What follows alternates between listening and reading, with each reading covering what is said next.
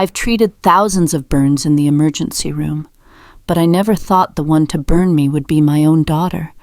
And not with fire, but with greed. What would you do if your own child turned you into a financial instrument? Read to the end and tell me, is silence worth the price? My name is Barbara Whitmore, and I am 68 years old. Before I retired, I was an ER nurse for 33 years. I've seen 1,000 kinds of pain, open wounds, shattered bones, third-degree burns, and even people who didn't have time to call out a name before they passed. I've held the hands of dying patients when no one else was there, and I've wiped the brow of a young man who'd just been shot while his girlfriend screamed in the hallway. But there was one kind of pain I never thought I'd have to taste, the one that comes when the child you raised day by day looks at you like you're an inconvenience. That morning, the kitchen in my daughter Vanessa's house was bright as always. Sunlight streamed through the window behind the sink, casting soft yellow stripes across the granite countertops. I was slicing an apple, my hands trembling slightly because my morning anti-inflammatory pill hadn't kicked in yet. I was used to it, that faint tremor. I still tried to arrange the fruit platter beautifully, even though I knew neither of them would ever eat it. Partly because I still held on to the habit of caregiving, and partly, maybe I just wanted to feel useful. Footsteps echoed from upstairs. Brandon, my grandson, walked into the kitchen with headphones draped around his neck, a t-shirt with some logo I couldn't read, and his eyes glued to his phone. He glided past me as if I were a floor lamp in the corner. Then he glanced at me and muttered, "You getting all weird about money again, Mom told me." I didn't answer. I didn't ask. Told you what I just continued slicing the last piece of apple. It had been a long time since I'd expected a real conversation in this house. A few minutes later, Vanessa walked in. She was dressed immaculately, as usual, a gray pencil skirt, a crisp white blouse, her hair in a tight bun. She didn't greet me, didn't ask if I'd slept well. She just walked straight to the dining table and slammed a thick folder down on its surface. "This is your signature, Mom," she said, her voice terrifyingly flat. I wiped my hands on a kitchen towel, walked over and picked up the folder. A bank loan application. The amount, $50,000. The borrower, Barbara Whitmore. I stopped at the last page. The signature was there and it was very similar, but I know my own handwriting. I always cross my T's with a slight slant to the left. This one was perfectly straight. Close, but not mine. I looked up. I never signed this. Vanessa's expression didn't change, but her eyes narrowed slightly. She crossed her arms, leaning against the kitchen counter. "You did. Or you forgot you did. Or you're trying to forget," she said. "Either way, I'm the one carrying that debt for you now," I said quietly in the calmest voice I could manage. "Don't lie, Vanessa." Those 3 words, it was like I'd hit a landmine. Vanessa moved closer. Her hand shot out and grabbed the steaming bowl of oatmeal on the table. Before I could react, she flung the hot contents directly at my chest. I let out a gasp, not from pain, but from shock. The thick, hot oatmeal clung to my shirt, sliding down my neck and arm. I stumbled back, my spine hitting the edge of a cabinet. The skin where the oatmeal touched began to burn like 1,000 tiny needles. The cloying smell of oats and milk filled the air, making it hard to breathe. Brandon stood nearby. He pulled one earbud out. He looked at me. He didn't move. Not a single step, not a single question. Vanessa didn't apologize. She let out a sharp breath, then delivered the line I will never forget. "You are not the one who gets to question me. And you are not the one in charge anymore." I stood there for a few seconds. I raised a hand, wiping away the glob of oatmeal on my neck. It was hot, but the pain wasn't in the reddening skin, it was in what I had just heard, what I had just seen, in my own daughter's eyes. I didn't argue, didn't react. I just silently turned and walked to the sink. I turned on the cold water. I ran my hand under the stream. My wrist throbbed, but I needed to feel that I was still alive. No one said a word. No one apologized. No one helped me clean up the mess. Brandon walked past, his eyes still on his phone. He shrugged. "You're always so dramatic." I turned and saw my reflection in the glass of the oven door. Gray hair, dark circles under my eyes from sleepless nights, and a smear of drying oatmeal on the collar of my white shirt. I wasn't a mother anymore. I was an obstacle, an inconvenience, a name on a piece of paper they wanted to erase. I went up to my room without another word. The back of my shirt was still damp with oatmeal. The cloying smell of milk and oats, a mix of insult and pity. I walked slowly, my hand gripping the railing of the wooden staircase Rick had built with his own hands when Vanessa was just learning to walk. That staircase was now the only thing in this house I felt I could trust. My room was at the end of the second-floor hallway, with Brandon's room to the right and a storage room to the left. They called it the guest room, but I knew that guest status had stretched for over a year. My door didn't have a lock, but it didn't need one. The things that had been locked away for a long time weren't behind a physical door. They were my bank accounts, my documents, my privacy, and even the outside relationships I once had. I walked into the room and immediately opened the nightstand drawer. No bandages. No small first aid kit I always kept there. I checked the wardrobe drawer, then the wooden box under the bed. Empty. I clearly remembered stocking it with gauze, a tube of burn cream, and a small bottle of antiseptic, the kind of kit I'd carried with me since my hospital days. I sat on the bed, my back slightly hunched in pain. Outside, the TV blared the familiar sound of one of Vanessa's home renovation shows. I remembered the last time I'd asked about the first aid supplies. She had said, "You don't need that stuff anymore, Mom. Let me handle it. You just rest." I believed her. I thought it was kindness. I was a fool. I bent down and opened my handbag, the gray leather purse I'd used for years, where I kept my small but essential items.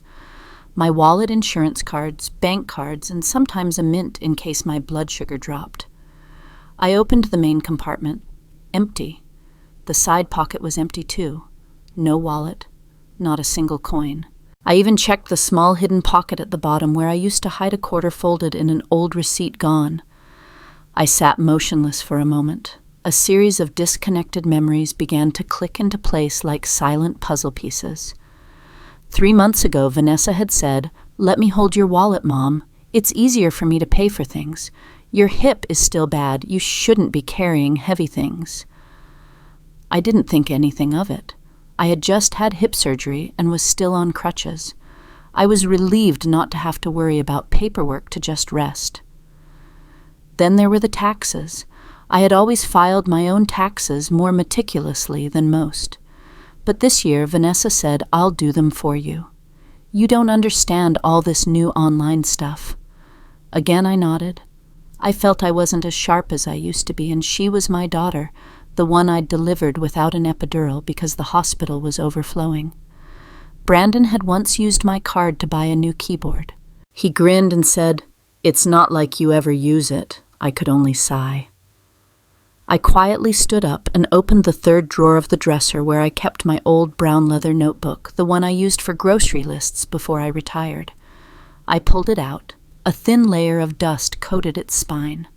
I flipped to the last few pages, my handwriting no doubt about it. Scattered entries December.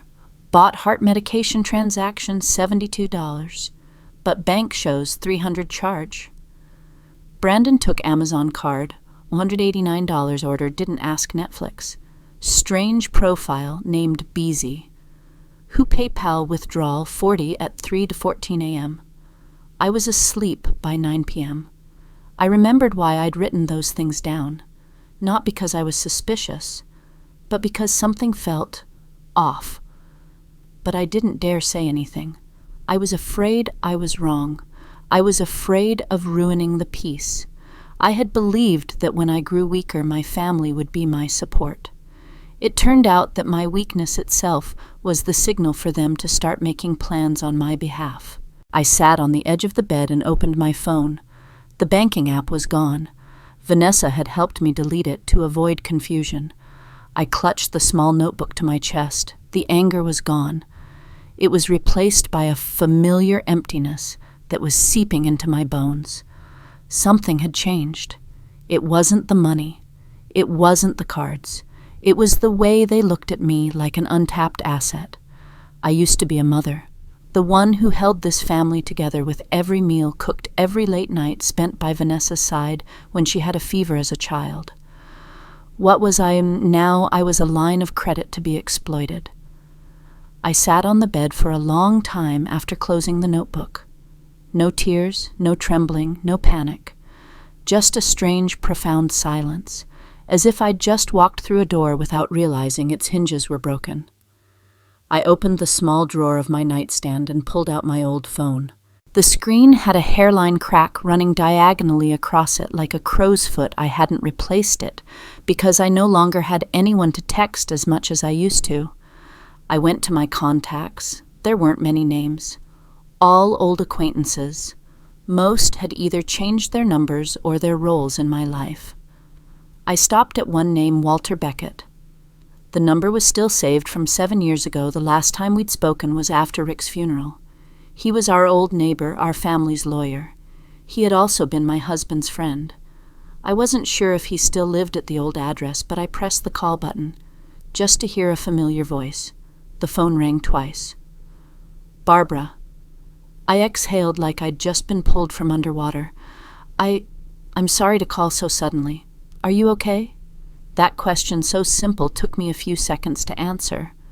Not because I was emotional, but because it had been so long since anyone had asked me that as a human being, not as a line item on an expense sheet. I'm not, but I will be. If you can help me get out of here, I'm on my way. The call ended. I stared at the dark screen, then stood up.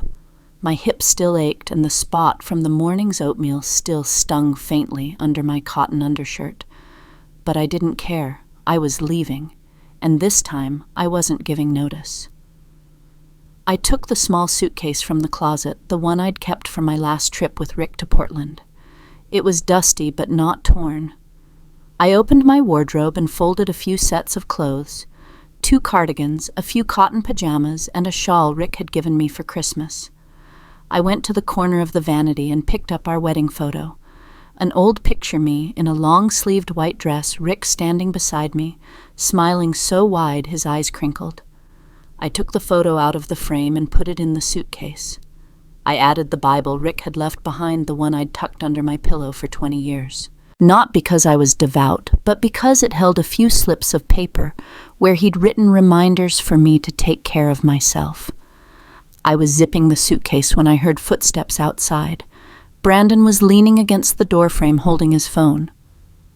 "Where are you going?" "Taking a trip," he asked with a smirk devoid of any real concern. I didn't answer. I just glanced at him and turned away. I knew he didn't need an answer. He was only asking to feel like he was in control. I carried my suitcase downstairs. Vanessa was on the sofa, her eyes glued to the TV. A home renovation show was on the volume so loud it drowned out the sound of my suitcase wheels on the hardwood floor. She didn't look at me, didn't ask where I was going, didn't say a word. I stopped at the front door. Before turning the handle, I looked back. She was still staring at the TV. I looked at her perfectly straight back, not a single movement. The only lively thing in that house was the cheerful laughter of the show's host. I turned the doorknob. No one stopped me. No one held me back. No one said, "Go," because they probably thought I couldn't get very far. Walter's pale blue car was parked on the street. He got out as soon as he saw me. He was wearing the same old khaki jacket, holding a small paper bag. "Easy now." "Your hip still bothering you?" he asked. I froze. I wasn't crying, but if he said one more thing, I was afraid I wouldn't be able to hold it together. How long had it been since someone asked about my body? Not as a formality, but with genuine care. I just nodded slightly. He opened the car door for me and put my suitcase in the trunk. We didn't talk much on the drive. I sat in the front seat looking out the window. Every passing block was familiar and now strange. The grocery store, the church with the white dome, the corner park where Rick used to take me on weekend afternoons. It all suddenly felt alien, like scenes from someone else's life. The car turned onto a small road lined with trees that stood like a silent protective fence. A moment later, I saw a pale green iron gate with a simple sign above it: Golden Pines, Community for Independent Living. Walter turned off the engine. I didn't rush to open the door. I sat for a few seconds, waiting for my heart to return to a normal rhythm. Inside the lobby, a young woman was waiting. Bright eyes, her hair in a soft bun, a very gentle smile. "You must be Mrs. Whitmore. I'm Kendra.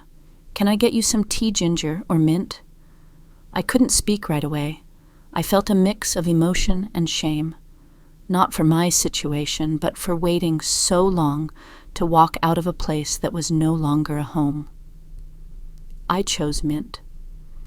At the end of that day, when I was shown to my room, small but bright with a window overlooking a lotus pond, I had only a few things with me: a photograph, a Bible, a few clean clothes, and a new awareness. I had walked out the door and no one had tried to stop me. Perhaps because they thought I couldn't get very far. The next morning I went to Walter's house. It was just as I remembered it from when Rick was alive, a single-story home painted a pale beige with a brown-tiled roof and a pot of yellow chrysanthemums blooming on the porch. Like me, the house had aged, but it had retained its dignity. It was the only place I knew I could knock on the door without being asked for an insurance card or bank verification. Walter answered, holding a white porcelain coffee mug. He wore a navy blue crewneck sweater, worn but clean. He smiled softly and stepped aside to let me in. I sat down on a hard wooden chair at the dining table in his kitchen. It was a small kitchen with dark wood floors, and it smelled of roasted coffee, mixed with old paper and a hint of dampness. A scent I found more reassuring than any air freshener. He opened a cupboard and pulled out a clear plastic box filled with documents. The label on the outside read Legal, Personal, Trusts, and Estate. "I never thought I'd have to use these again," he said, opening the box. "But the timing is right." He pulled out a thick stack of papers neatly clipped in order. At the top of the first page, I saw the words in bold capital letters: Irrevocable Living Trust for Independent Individuals. I watched in silence, my palms slightly damp with nervousness. I never thought I'd need to create something called an irrevocable living trust, but then again, I never thought my own daughter would forge my signature to take out a $50,000 loan. Walter turned each page, explaining in a slow, deliberate voice. He didn't make me feel stupid. He wasn't rushing. He went through each section, the purpose of the trust, a list of assets that could be transferred into it, the absolute control of the person establishing it. And the most important part, no one, not even family, could touch the assets without a written, notarized authorization signed by me. "I don't want revenge," I said softly after he finished. "I just want them to no longer have the power to touch me, or anything that was ever mine." Walter nodded without asking any more questions. We reviewed everything one by one. Things that seemed small, but each was an open door that now needed to be closed. The joint bank account I shared with Vanessa, which I thought was for convenient access to medication funds. The secondary account Rick had left, which Vanessa had said to put in both our names to make filing taxes easier. A savings account from my nursing days that I'd forgotten about because I hadn't touched it in so long. "No loose ends," Walter said, taking notes. "We have to lock every door from this day forward." I nodded. For the first time in months, I felt like someone was on my side without demanding I become weaker to be protected. We printed the documents, made a few minor adjustments, and then I sat down. I held the pen. When I signed the first page, my hand shook. I paused for a beat, but then I remembered all the times I'd signed things at the hospital on surgical consent forms, on death certificates, on discharge papers. I had signed so many things, but my hand had never trembled like this. Not out of fear, but because this was the first time I was saving myself on paper. I signed the first page, then the second, the third, 17 pages in total. Walter offered me a tissue to dab the sweat from my hands, but I didn't take it.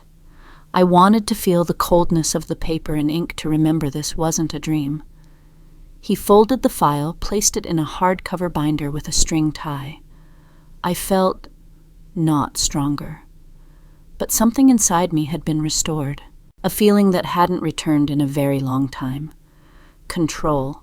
As I stood up, I touched the surface of the wooden table. The grain was rough, as familiar as human skin. I said, "It's been a long time since I've felt like myself, like back in the ER. Stressful but clear-headed, like everything was in my hands, not someone else's." Walter smiled, saying nothing. We were old, we didn't need hollow praise. We just needed to know the other understood. I picked up my bag and walked to the door. The wind was picking up outside. Leaves were scattering across the porch. I looked at the pale gray sky and thought, you don't have to scream to be respected. Sometimes all it takes is the right document signed at the right time. I wasn't returning the burn. I was revoking their power to ever burn me again. I never thought I'd see my daughter standing on the other side of a door, not a house door, but the thick glass door of a place called an independent living center. It sounds gentle, but it's really a place people go when they've crossed over the hill. The only difference was, I walked in here myself. I wasn't pushed. I wasn't forced. I chose this. That morning, I was sitting in the small reading room on the ground floor. The room was quiet with polished wood floors, the smell of old paper and soft light filtering through the high ceiling-to-floor windows. A novel I hadn't even reached page 10 of lay on my lap. I was wearing my reading glasses, but I wasn't focused. My eyes were fixed on the large glass pane looking out into the reception area where I saw Vanessa walking in. She wore a gray suit, an expensive-looking one, bright red lipstick, black high heels, and she was clutching a folder as thick as a court docket. A young man followed her gelled hair, a dark blue tie, clearly a lawyer. She didn't look around. She wasn't flustered. There wasn't a single expression of a daughter visiting her mother. She walked straight to the reception desk. Marcia Lang, the security officer at Golden Pines, a woman in her 50s who acted as the gatekeeper here, stood up as soon as she saw them. She tilted her head, polite but firm. "Good morning. May I ask if you have an appointment?" Vanessa scoffed the kind of laugh I'd seen her use on nurses at the dentist's office, falsely friendly, but full of contempt. "I'm Mrs. Whitmore's daughter," she said, emphasizing the word daughter. Marcia didn't flinch. "Regardless of relation, we require consent from our residents, and Mrs. Whitmore has chosen not to receive visitors outside her approved list this week." Vanessa's brow furrowed and she pulled an envelope from her folder. She pushed it toward Marcia. "This is documentation certifying that my mother is in a state of cognitive decline. I'm here to exercise my right of guardianship." I could see her hand tremble slightly as she offered the envelope. Not from emotion, but from the anger of being stopped. She hadn't expected to be denied at the threshold. I didn't get up from my chair. I just gently took a USB drive from my jacket pocket and handed it to Kendra, the young receptionist standing nearby. I whispered, "Give this to Walter or Marcia. It's all on there."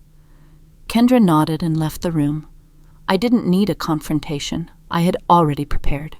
On that USB was an audio recording I had saved from 4 months ago. Vanessa had been on the phone with Wells Fargo, and I happened to be standing just behind the kitchen door, where I heard her say, clear as day, "That's not her signature, but I'm her legal guardian. I can handle it." That sentence was saved on my phone. Walter had helped me extract the audio file and edit it down to the essential clip. Marcia opened her computer and plugged in the USB. I couldn't hear the audio, but I saw the expression on the lawyer's face change, from composed to defensive, then from defensive to silent. Vanessa, however, wouldn't back down easily. I know my daughter. She could argue her way out of anything. But this time I saw her fists clench, her face flush, and her lips press into a thin line. Not because she was wronged, but because her hand had been called too soon.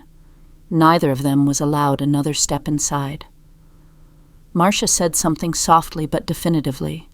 Vanessa turned on her heel, not quietly, but angrily. I could hear the sharp click-clack of her heels on the stone floor. Brandon wasn't with her that day, I noticed. This time the familiar lanky shadow wasn't trailing behind his mother.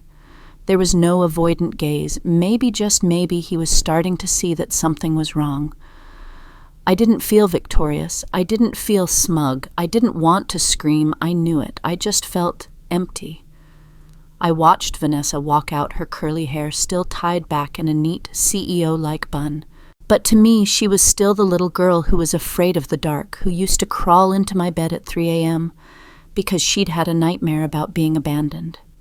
I used to be the place she ran to. Now I was the barrier she wanted to break down. Kendra returned and sat down beside me, placing a gentle hand on mine. "Are you okay, Barbara?" I nodded. Nothing more needed to be said. I didn't need anyone to tell me I was right. I just needed to know I wasn't crazy, not senile, not invisible. I stood up and straightened the collar of my sweater. I left the reading room and walked down the hall where the sun was streaming through the long windows.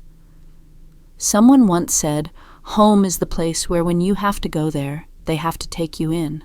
I believed that for my whole life. But today I saw it clearly. She was once the child I sang to sleep every night. Now she was just a person who wanted me out of her life, but wanted to keep my savings account. Saturday morning, I woke up earlier than usual.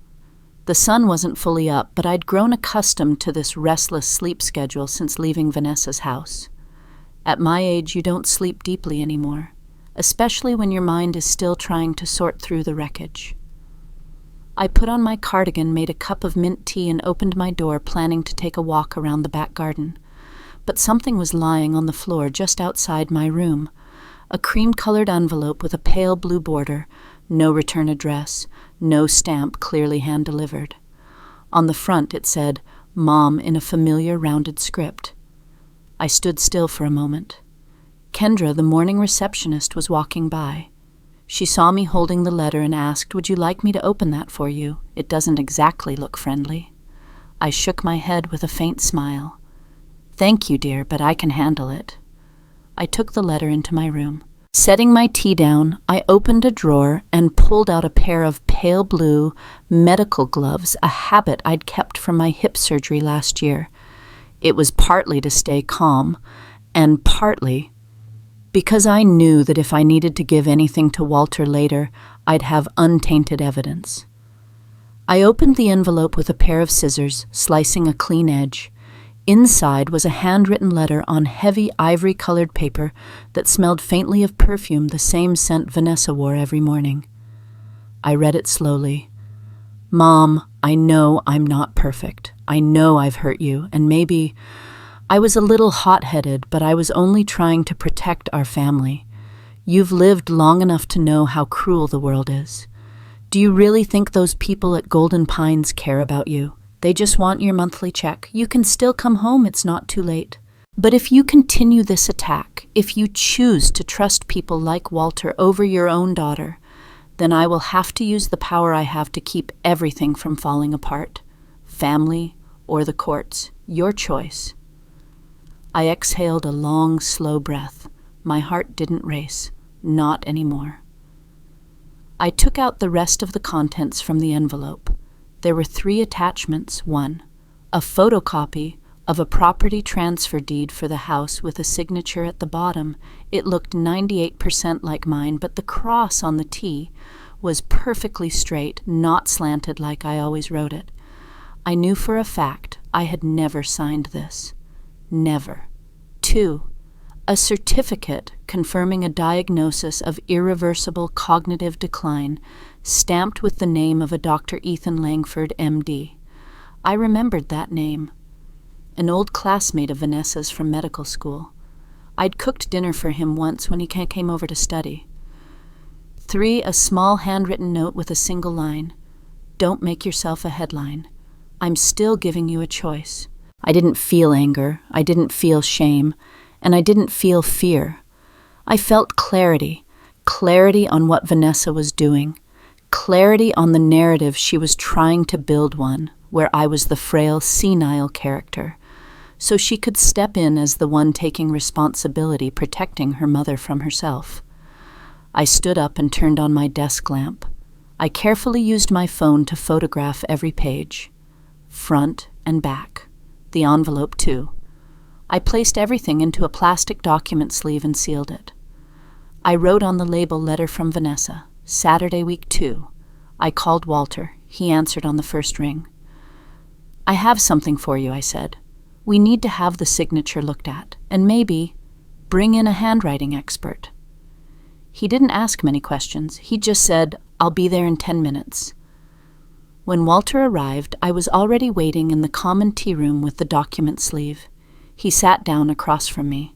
We were old friends. We didn't need a lot of words. I handed him the sleeve and quietly recounted every detail, how I opened the letter, the gloves, the attachments. He nodded, opened the sleeve, and examined each page. I'll send this to a forensic document examiner. And I think it's time to forward this to Adult Protective Services. We have a very clear pattern of evidence now. I nodded. No anger, no rage, just a cold, focused feeling. Like I was back in the ER when someone was bleeding out you couldn't afford to shake. You stitch first, you shake later. Walter picked up the doctor's confirmation. He gave a dry laugh. Langford. This kind of collusion. Vanessa is playing a very risky game. I didn't laugh. I just said, she didn't apologize. She launched a preemptive strike. But I'm still standing, and I have a file. I was watering the plants on my small balcony at Golden Pines when my phone rang. It was Walter. He rarely called in the morning unless it was truly urgent. I wiped my hands on the cloth towel hanging from my chair and answered. I just received something. You need to see this, he said, getting straight to the point. An internal email, a leaked file, from an old friend at Social Services. We have a bigger problem than we thought. I didn't ask for details. I didn't need to. We met in the small office in the community center. Walter had his laptop. He turned the bright screen toward me. On it was a PDF document with the faint watermark of the State Department of Health Services. The title was Stark Petition for Civil Commitment. Case Barbara Whitmore. Petitioner Vanessa Whitmore Grant. I didn't feel the blood rush to my face, nor did my heart pound. There was just a strange, detached sensation, like I was watching myself from above, seeing an elderly woman categorized under risk of uncontrollable behavior, with her name, my name, listed in black ink on a screen. Walter pointed to the clinical notes section. Patient exhibits signs of mild paranoia has been observed. Talking to herself in public garden area, demonstrates disorientation regarding financial matters, and refuses lawful assistance from her biological daughter. Medical report from psychiatrist Ethan Langford. Professional license unverified. I reread the line about talking to herself in public and immediately remembered. It was the morning I was in the garden reciting poetry. I was reading a Mary Oliver poem, the same one I used to read to Rick when he was in his hospital bed. I was speaking softly, no one was around. Just me, the wind, and the roses. But Brandon had seen me. He'd even laughed and said, "Are you chanting something, Grandma, that day?" I thought he was joking. Now I understood every word I said, every action I took was being documented to build a case. I swallowed the lump in my throat. Date of filing. I asked, my eyes still fixed on the screen. Walter zoomed in on the top right corner. Date February 3rd. I searched my memory, and then it hit me. That was the day Vanessa took me to lunch at the little Italian place near her house to celebrate Mom's recovery from hip surgery. That day, she wore a cream-colored sweater, light lipstick ordered for both of us, and told me to leave my wallet in the car. You don't need to carry anything heavy. I believed her. In my journal, I had even noted Feb 3, lunch with Vanessa. She was nicer today, seemed less stressed. Now I knew it wasn't nicer. It was just finalizing the paperwork. I took a deep breath and looked back at Walter. Are you sure this is real? It's from their internal system. It's not an official court filing yet, but it's enough for us to act. I nodded, my voice low but steady. What's our next move? Walter carefully closed his laptop and pulled a new file from his briefcase. I'm sending everything to the Federal Adult Protective Services Office, but you need to be prepared. We have to show them this isn't a mother-daughter misunderstanding. It's a deliberate pattern of legal and financial abuse. I understood. I no longer saw Vanessa as my daughter. Now she was a person trying to erase me from existence, not by killing me, but by making me legally non-existent. I went back to my room and opened my dresser, taking out 3 things. 1. The notebook where I'd tracked the timeline of her helping me with my finances. 2. A copy of the bank statement showing suspicious withdrawals while I was in the hospital. 3. The audio file of her phone call, with the bank, the part where she admitted, "It's not her signature, but I'm her guardian. I can handle it." Walter looked them over and gave a slight nod. I added 1 more line in my notebook. Feb 3rd, the day I realized a free lunch could cost you your legal capacity. We worked in silence for over an hour. When I looked up, the sun had turned harsh.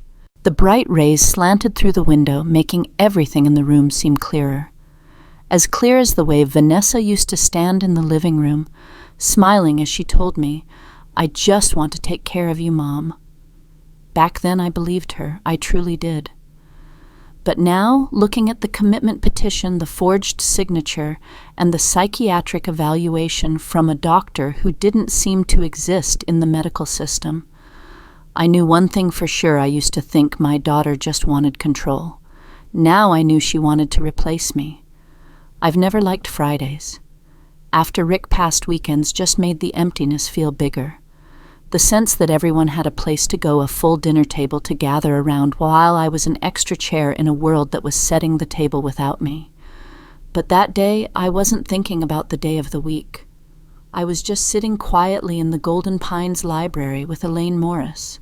Elaine was the first friend I'd made here, sharp-witty with white hair, but a voice that still carried the authority of a woman who once ran an entire accounting department without ever raising it. I was rereading a letter from Rick, the only one he left that I never had the courage to open while I was still at the old house. It contained a single sentence: "If you ever get to a point where you don't feel like yourself, don't try to go back, walk forward." I thought I finally understood what he meant. A commotion from the lobby made both Elaine and me look up. Through the thick reflective glass, I saw Vanessa. This time she was wearing a bright red dress, not a sophisticated burgundy, but the stark red of a campaign. Her eyes were shadowed with dark circles, but her eyeliner was meticulously applied. She was clutching an iPad and a stack of papers. Brandon trailed behind her hood, up, head down, hands shoved in his pockets. Vanessa didn't wait long to start. "I demand to see my mother. This is a violation of my familial rights." She spoke loudly enough for people on the 2nd floor to hear. The atmosphere at Golden Pines was usually as quiet as a library. A single raised voice was like a scream in a forest. Marcia Lang, the head of security, stepped out from behind her desk. Marcia wasn't an intimidating person. She was small with short-cropped hair and always spoke as if you were making a friendly inquiry instead of an argument. But one thing I learned quickly here: Marcia spoke softly, but no one ever crossed her. She walked over, her eyes on Vanessa, her voice calm. "The resident has filed a no-contact directive. We need you to respect her decision." Vanessa took another step forward, her lips pressed into a thin line. "I am her daughter. I have rights." Marcia took half a step back and simply pointed to the policy board next to the door. It was short. One line: no one, including family, may enter without the resident's express consent. Elaine glanced at me and whispered, "Aren't you shaking?" I shook my head, my voice as soft as smoke. "I've lived through fire. This is just wind." I remained seated. I didn't take my eyes off the glass. I saw Brandon look over his gaze, meeting mine for a split second. There was no hatred, no defense of his mother, just a silent acknowledgement. Then he turned and walked away without saying a word to her. Vanessa stood there for a moment, her hands gripping the papers. "She's just putting on a show. Does she think this place is a fortress? You're not losing, Mom. You're just hiding." I still didn't react. Elaine placed a light hand on my shoulder. No words were needed. I wasn't losing. I wasn't winning either. I was holding my ground. Kendra came into the room from the reception desk and placed a hot cup of mint tea beside me without a word. I didn't say thank you, not because I forgot, but because the gesture didn't need words. She knew I needed it. I knew I deserved it. I picked up the cup, feeling the warmth spread through my palms. Not scalding, not stinging, just warm. A feeling I thought I'd never find again. I looked out the glass one last time. Vanessa was gone. The lawn was empty, not a soul in sight. Finally, I whispered, "I'm the one being served. I didn't need my daughter to take care of me. I didn't need an apology gift. I didn't need anyone's pity. I just needed a cup of tea at the right moment and a door that stayed closed when it wasn't welcome." They came to force my door open, but this time I wasn't the one who needed to get out. They came on a Wednesday morning. The sky was clear, the air cool. I remember because Elaine had just given me a sprig of lavender from the community garden, and I was organizing my notebooks, the ones I wrote in when I couldn't sleep. Walter had texted me beforehand, "They'll be here in 15 minutes. Stay calm. You don't have to answer anything you're not comfortable with." Two people appeared, no uniforms, no visible weapons, no shiny badges like in the movies. But their eyes were unmistakable. The eyes of people who had seen too many lies and were looking for the truth in the quiet spaces of a silent room. They introduced themselves briefly. They were from the Adult Protective Services Investigative Unit. One was named Thomas, the other Carla. Thomas carried a leather briefcase. Carla held a digital recorder. They sat across from me and Walter in the private tea room at Golden Pines, the one I usually used for reading in the afternoons. But today there was no tea, no cookies, just paperwork. I opened my brown leather document pouch and laid its contents on the table one. The notebook I had kept for over a year, filled with handwritten notes, dates, times, unusual expenses, and comments I once found strange but didn't dare question. 2 bank statements printed from old records before Vanessa switched everything to digital. I had handwritten notes on each line, not my transaction day of my hospitalization or PayPal. 3:17 a.m., who withdrew this? Vanessa's handwritten letter, the one that ended with the threat that I should come home or face the courts, along with the photocopied deed with the forged signature. 4. The civil commitment petition, the document Walter had received from his inside source. It had my name on it and the signature of the psychiatrist, Dr. Langford, a man who had never met me. 5. And finally, the audio file of Vanessa's call with the bank. It's not her signature, but I'm her guardian. I can handle it. Carla took each item, arranging them into neat piles. She said nothing. She just nodded occasionally, as if not wanting to break her own concentration. Thomas looked at me unhurried, his voice low. "Can you tell us why you kept such meticulous records? A lot of people in your situation are not able to do that." I looked him straight in the eye. At first I thought I was losing my mind. I couldn't believe my own daughter would do something so deceptive. I wrote things down because I was afraid I was misremembering, but now I know it was my memory protecting itself. He didn't reply. He just nodded as if checking off a box in his own mental psychology handbook. Walter provided another document, a notarized affidavit confirming my true signature for comparison against the forgery on the deed Vanessa had sent. Carla took it and carefully placed it in a file folder. No one shouted. No one slammed the table.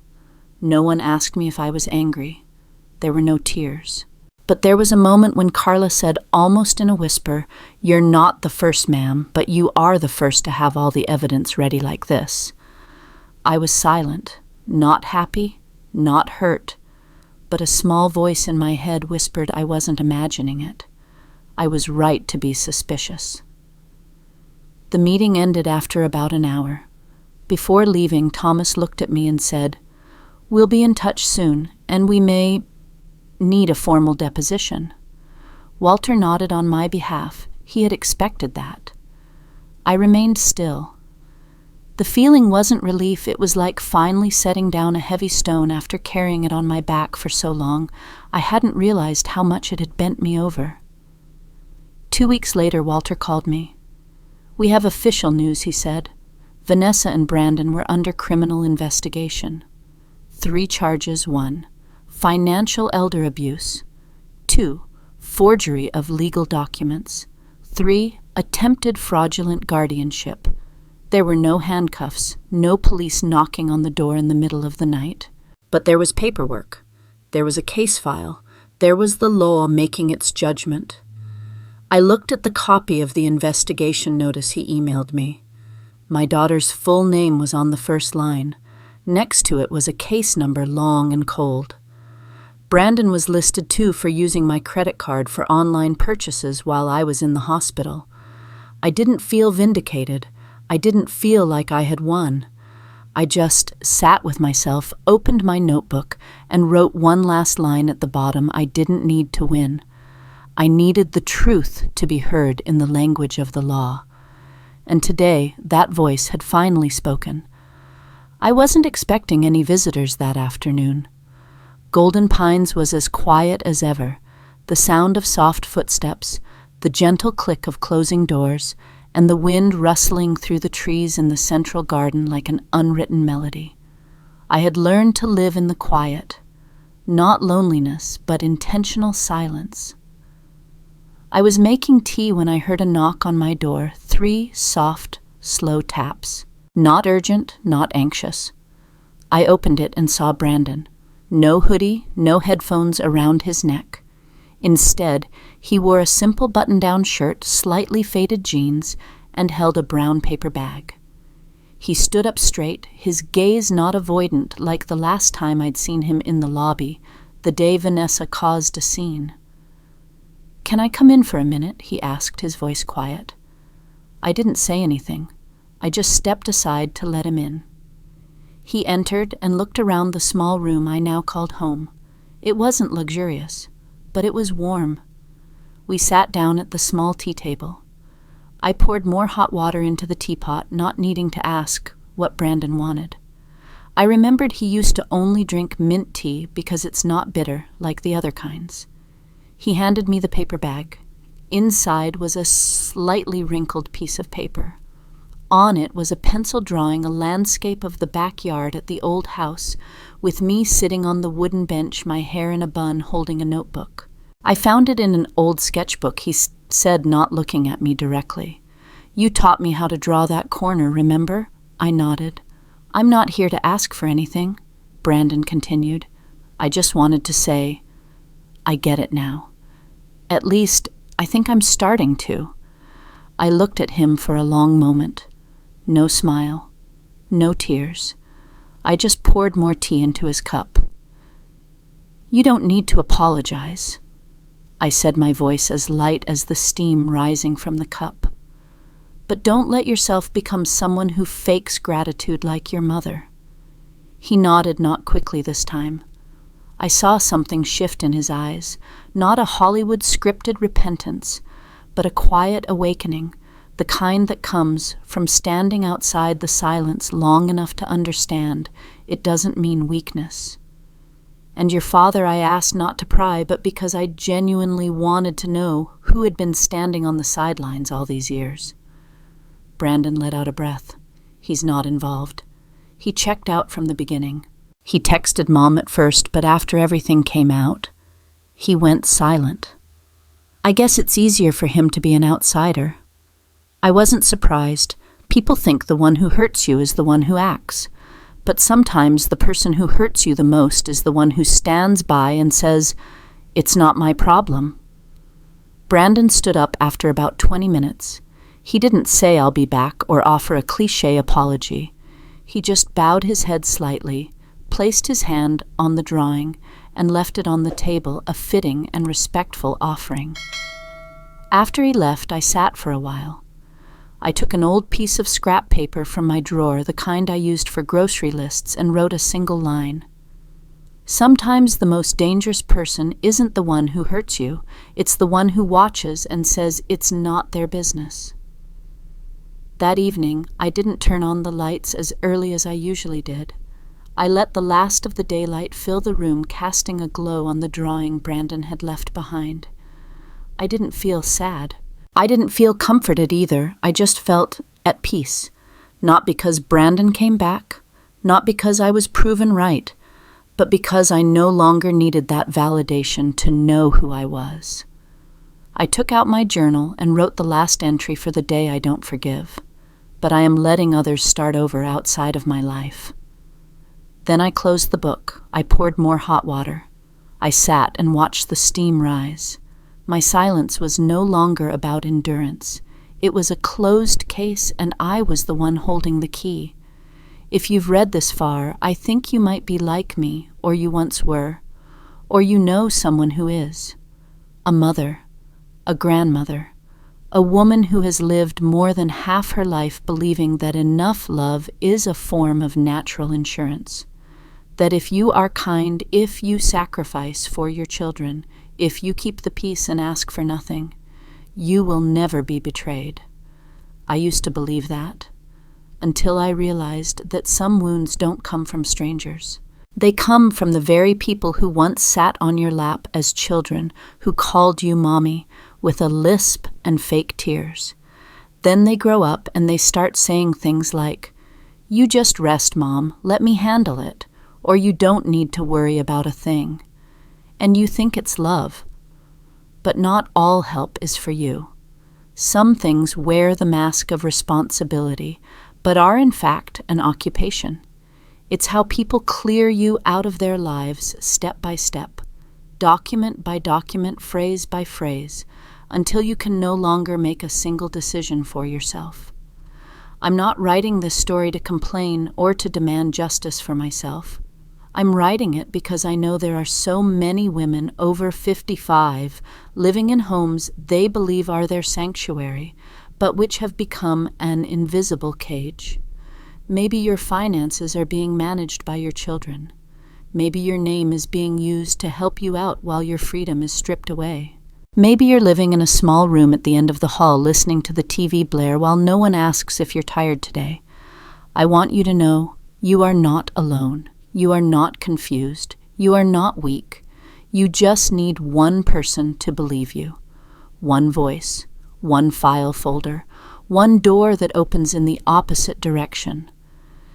It took me a long time to understand silence is not resilience, not if it makes you disappear. I also thought I wouldn't have the strength to stand up. But the truth is, women like us, who raised children who held entire families together with our bare hands, are much stronger than most people think. If you are reading this, I hope you will ask yourself one question. Am I still the one making the decisions in my own life? And if the answer is no, please do not be silent. Document it. Save everything. Talk to a lawyer. Text a friend. Call an elder abuse hotline. Knock on the door of a community center. Find your own Walter. Because dignity has no age limit, and autonomy is not something you should lose in the final years of your life. If my story touched you even a little, please leave a few words in the comments. Have you ever been in a similar situation? Do you know someone who has suffered in silence? Or do you just want to send a word of encouragement to women like me who are learning to stand on their own 2 feet again? Please share. You never know, your words might be the light for someone who is still lost in the dark.